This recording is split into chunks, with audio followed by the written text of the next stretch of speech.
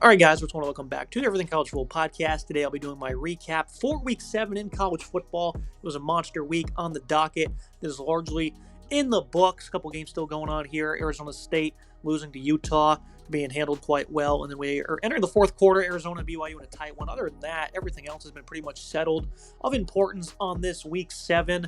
And we're going to be discussing most of the important games. Of course, we'll be touching on some of the other ones as well. Getting things started with the Georgia-Auburn game that just concluded here. Auburn, they entered this game with a certain game plan on offense. We figured they would look to attack, and that's use misdirection, lots of motion, quick passing game, downhill running, and just stay ahead of the sticks. And they did that really to perfection in that first half. They ended up, ending this contest of $140 rushing and only 10 points, as right before the half, a very controversial call happened where Auburn, it appeared to me, and it appeared to a lot of other people, that they were able to score at the goal line before that ball was knocked away. Instead, it was ruled a Georgia fumble recovery, and they ended up going down the field and scoring 3 points, and then they ended up shutting out Auburn in the second half. And I'm never one to really blame a result on referees, but it seems like this was just a significantly tough break once again for Auburn, who also seemed to get shafted pretty bad against Oklahoma blatantly, where the SEC even apologized to them, where Oklahoma was able to score a free touchdown on a substitution violation. This should have been a penalty. And then you have this here where they look to clearly score to take a 17-0 lead, and it would have been a phenomenal difference maker for Auburn. I know they had chances in the second half, and they didn't execute on them. Arnold not able to hit on some of those deep balls, handful of penalties that were certainly on them, and then Georgia, ultimately just holding that offense in check. Once again, another shutout for the Bulldogs defense. That's just tough for Auburn, though. The defense played great throughout the contest. Georgia, they weren't able to run the ball at all. Gunnar Stockton, that is, 217 yards passing. A lot of screen passes. They were able to hit a big shot on a clean pocket to Noah Thomas down the field. So they did have moments of success, but, this was just kind of a ridiculous result. Georgia also got bailed out once again. Auburn did end up getting the stop, but Kirby Smart went to call a timeout. It's like play clock went down. They granted the timeout, but then they said that he didn't call one, so they got a free stoppage, which allowed them to actually pick up the first down, but a penalty ended up bringing that back. So they, it was a clear block in the back, and they still got the stop. It was a missed field goal, but just ridiculous stuff from the refs here in the SEC once again, and it just seems to be a common theme this year.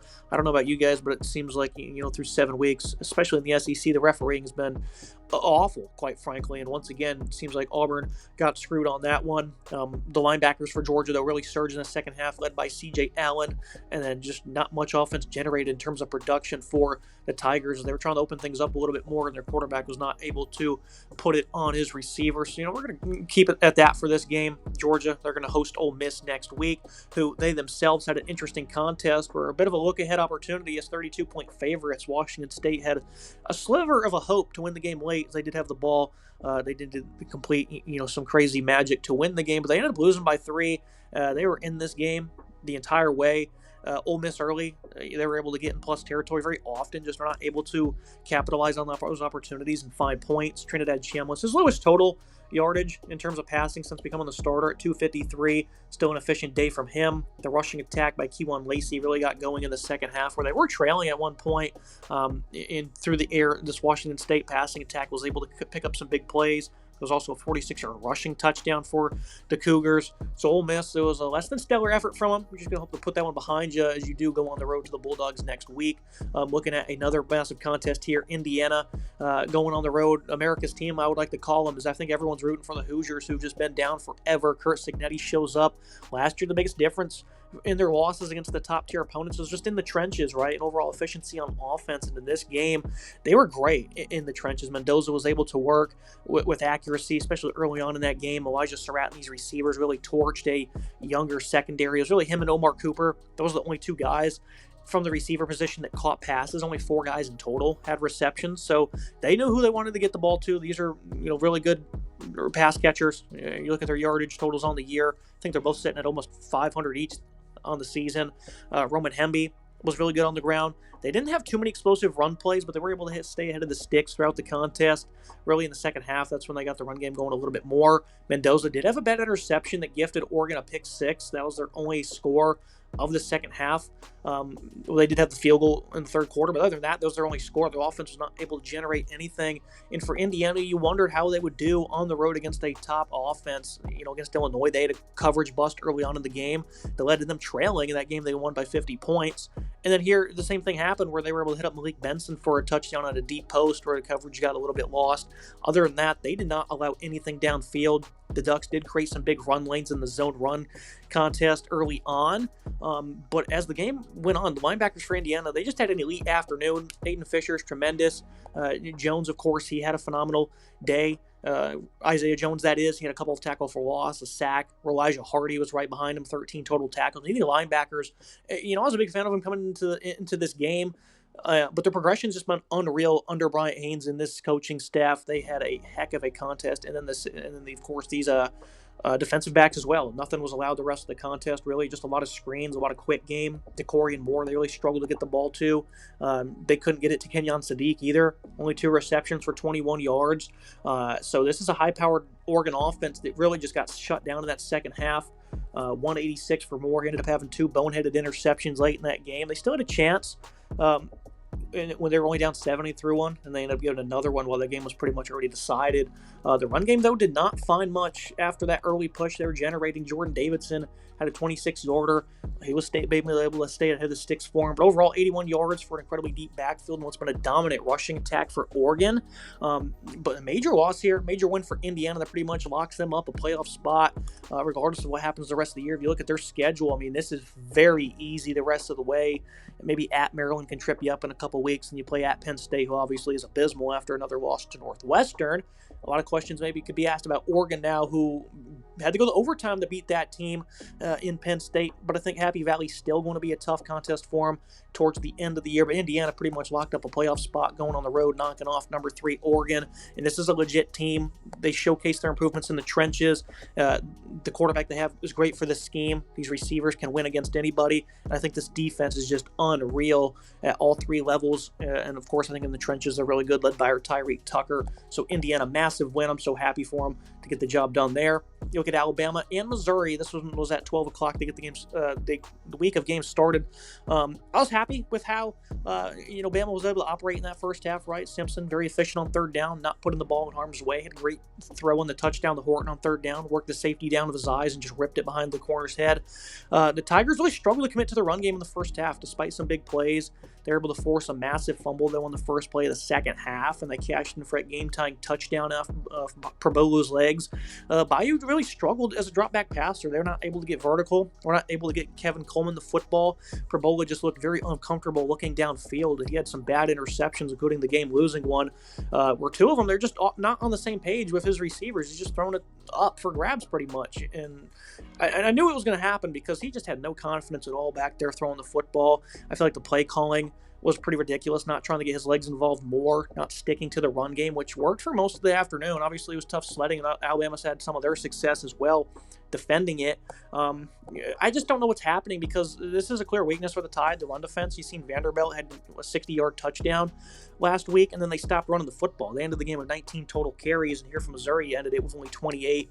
I just don't know what opponents are doing. The play calling is just ridiculous because the game was tied at one point, and they called 3 passes in a row for a quick punt. It's just ridiculous. I don't know what's up with offensive coordinators in college football, especially when you're at home in a tied game and you can establish your strength and you look not to. I think it's pretty silly. For Alabama, though, it's another nice win. I still think they have struggles. Their pass protection was not ideal in this game. There are way too many sacks. They give up 4 of them. Finding more edge production as the game went on. Zion Young, of course, leading the way on the right side, left a one-on-one. Whoever was there, Will Conformby and Michael Carroll, really didn't matter. They're all getting beat up, starting to get some more interior pressure as well. The only touchdown in the second half for the Tide was off a fake punt. They ran a fake punt to the weak side, came up just short. I didn't think that was a great decision either for Missouri, but whatever. I think for Alabama, it's kind of concerning. Their offense really just phases out as the game goes on. You've seen that pretty much, 3 weeks in a row. They had no points against Georgia after a dominant start. Against Missouri or Vanderbilt, they weren't as ideal. And in this one, their only touchdown was on a short field, and that still took a fourth down conversion or 2 to advance. So for Alabama, another nice win. I still have a tough slate coming up for them. Jam Miller has a concussion as well. They have Tennessee next week. And Tuscaloosa, though, should be able to handle that game. You look at Ohio State and Illinois. Closer score than I think people would have anticipated, but I think the running backs for Buckeyes are making some good plays early. Bo Jackson, C.J. Donaldson. The pass game is really testing the boundary. Carnell Tate, Jeremiah Smith are making some incredibly tough catches. I think the biggest thing that really favored the Buckeyes in this game is that their secondary, I thought, would do a great job of filling those lanes in the quick, the intermediate pass game that Altmaier and these receivers thrive in. That's exactly what they did. They were able to get a nice interception early. They were able to limit them significantly as well, and they really didn't find much until later on in the game. 4 of 14 on third down overall. They ended up having 3 of 5 on fourth down. That's really was able to allow them to score a couple of touchdowns. So Altmaier did have on the stat sheet a nice day, 248 on 30 completions. The run game, of course, non-existent. That was expected. Caden Curry leading the charge is phenomenal. And then you had a handful of different guys catch a bunch of balls for Illinois. So not the worst loss in the world for them. The production for Ohio State could have been greater through the air. I thought 19 of 27, only 166. But it seems like Ohio State has just such a great game plan on the road in these games. They're not going to risk things a whole lot. They're just going to condense the offense a little bit, stay ahead of the sticks, stick to their strengths. They weren't opening things up too much downfield, so on the stat sheet's one thing, but the number one team in the country wins again with absolute ease. USC defeating Michigan, pretty impressive performance from the Trojans, a nice bounce back. A lot of people felt like they would probably get smoked on the ground in this one, and they played very well, defending the run. 109 yards total. They were holding these running backs in check. They didn't allow a larger carry than 13 yards. Haynes and Marshall both had one of that stature. Haynes ended up getting hurt, didn't play in the second half, but they were able to generate lots of pressure on Bryce Underwood. Didn't give up a whole lot downfield. 69-yard touchdown to Andrew Marsh was a little frustrating late in the fourth quarter. He was able to break free on a missed tackle and went yard, but other than that, USC really held them in check. Could have scored a lot more points, too. They had 2 turnovers.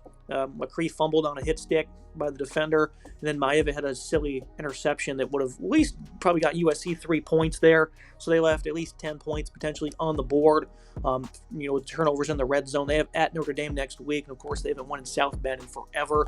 This is a monumental win for the Trojans, though. Pretty much means whatever happens next week. Their season's still alive in this 12-team college football playoff. So USC, if they can win next week, that'd be phenomenal. But if they lose, it's not the end of their season either. Pittsburgh and Florida State. I said that Pitt was the lock of the week for plus 10 on the spread. I didn't really understand it, and I said that they could even win the game, but I stuck with Florida State to get the victory in a close contest, just giving them the benefit of the doubt because they're going to win one eventually, right? And, for the third week in a row, I faded the Noles, and it was right. I just have been saying for over a month now, I just don't think this team is all that good. They're far from a complete team.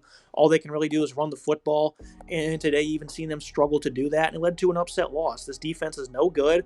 I've said that since the start. The Alabama victory really didn't change my mind on this team at all because I was kind of expected they would be able to beat them with their style of offense. Only ran for about $170.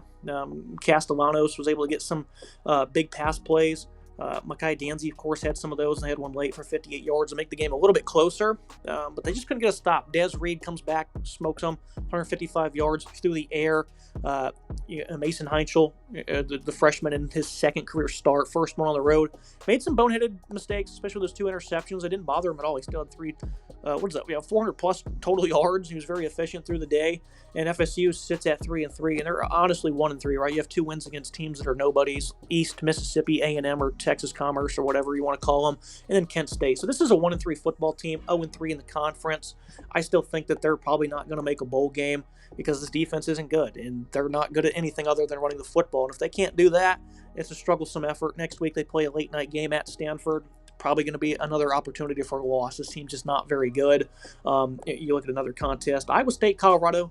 Deion Sanders a couple days ago had surgery for some more blood clots. He turns around, pulls off a nice upset. They're about 2-point underdogs in this game. It's not the biggest monumental upset according to the books, but it was nice to see them be able to knock off a ranked opponent. They deserve that. This team this year has been playing very hard. There was a bit of a controversial PI late in the game on Iowa State that would have given them first and goal at the 1-yard line. But Caden Salter, he was able to hit up some big plays in the pass game, had a 70-yarder to Marion Miller. Joseph Williams had a 128-yard day as well. So this was a nice effort from Colorado. The run game also was pretty respectable. They had 140 yards, so this is one of the best games Colorado's played in a long time. They now sit at 3-4, so very good victory for Colorado. Looking at some of the other games, of course, Penn State falls again. What were they, like 20-plus point favorites against Northwestern? Drew Aller also goes down on that final drive, out for the season. Just a season from hell from Penn State. Sometimes teams get all these lofty expectations, and they just can't seem to handle them. In Penn State, the defense in Jim Knowles' first year, we knew it would regress, but it's just been no good, getting beat up against weaker opponents. The offense has just lacked efficiency. They only scored 7 points in that second half. The run game held to 137 yards. Just mistakes after mistakes. They had a muff punt at one point. And of course, they recovered a muff punt as well, and they ended up taking 4th and goal to score a touchdown off of it. So this is just an abysmal team for James Franklin. Back to the drawing board for them, I suppose. I think his seat's certainly warming up, but I don't think it's as hot as some people indicate. But things are only going to get worse, quite frankly, at Iowa, at Ohio State, Indiana is the next 3. They're not going to win any of those games, I don't appear. So this is going to be a tough season for them. I think it's too early to fire Franklin, but this is very upsetting as a team that thought they could contend for a national title this year. You look at Notre Dame, big blowout victory over NC State. C.J. Carr, 342 through the air. He was able to continuously get things moving. LSU and Tennessee, they both survived at home against Arkansas and South Carolina, 2 SEC teams once again struggling. That was a big theme this week in the SEC. A lot of close games. Tennessee, they're about to turn around and go on the road to Alabama. Taylon Green and that big play offense was able to keep things close throughout the game. LSU, Brian Kelly at times just appears frustrated, almost like he wants to quit because of the boneheaded decisions from this football team. They had 2 more turnovers in the red zone.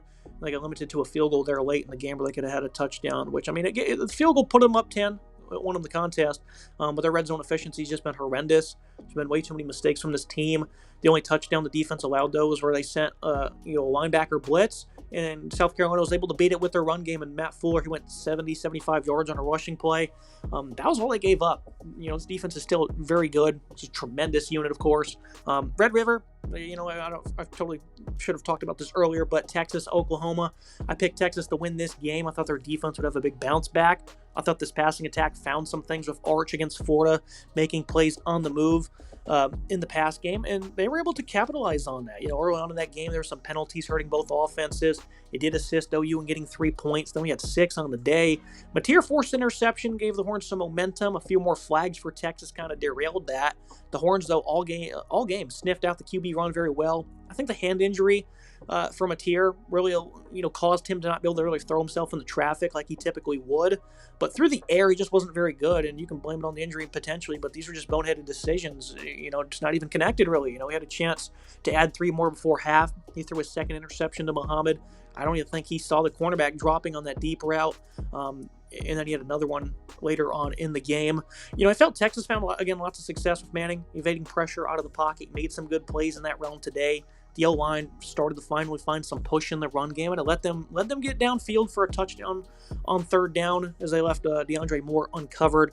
We had a punt return touchdown as well. Another bad missed block in the back from the SEC officials. They continuously don't know what they're doing. But a touchdown nonetheless for Texas, and they were able to seal the deal. Contravion Wisner, having him back at full health was great for this offense. Arch was very efficient.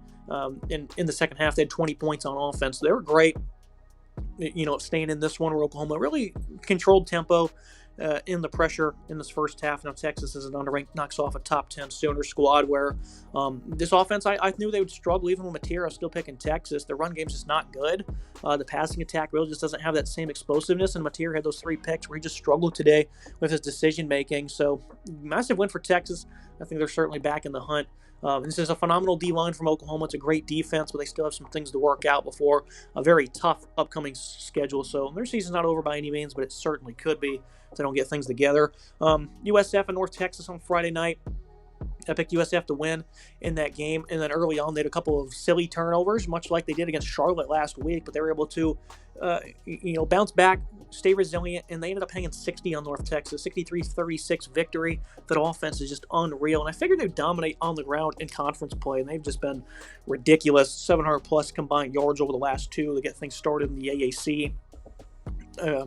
Massive week in college football. A lot of teams really separated themselves from the pack, and I think USF's another one of those teams who they're setting up a date with Memphis in a couple weeks for a potential playoff spot. Of course, they still have to play the conference championship game, so they'll likely rematch at the end of the year. But a lot of massive stuff went down in college football. As expected, this was a big-time week here 11th of October. It's going to be it for today's episode. Make sure you guys like, comment, subscribe. See you next time.